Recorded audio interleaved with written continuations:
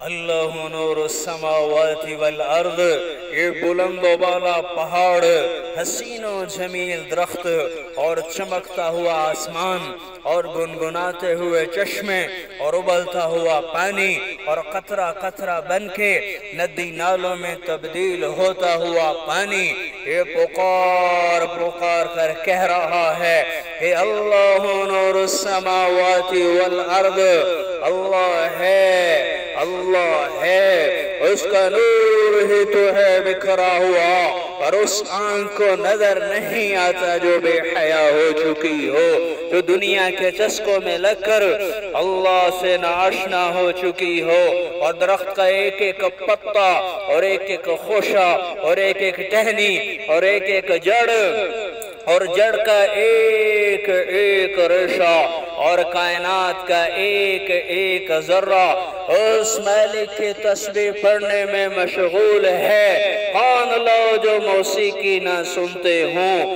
کان لو جو ان طبلہ اور سرنگی سے نہ آشنا ہوں، جو کان پاک ہوں گے، میرا رب کی قسم کائنات کا ایک ایک ذرہ اسے سبحان اللہ پڑھتا ہوا سنائی دے گا۔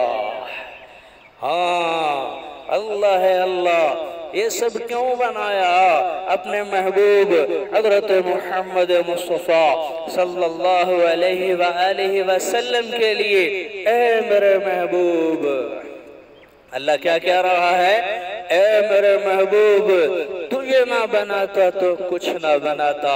ارے سوچو تو صحیح، کتنا پیار ہے اللہ کو اپنے محبوب کے ساتھ۔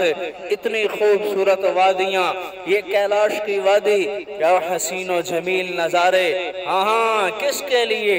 میرے اللہ نے بنائے اپنے محبوب کے لیے، اپنے محبوب حضرت محمد مصطفیٰ صلی اللہ علیہ وآلہ وسلم کے لیے۔ ارے تم بھی اس کو اپنا محبوب بنا لو، تمہاری دنیا بھی بھلی ہو جائے گی، تمہاری آخرت بھی بھلی ہو جائے گی۔ اللہ عمل کی توفیق عطا فرمائے۔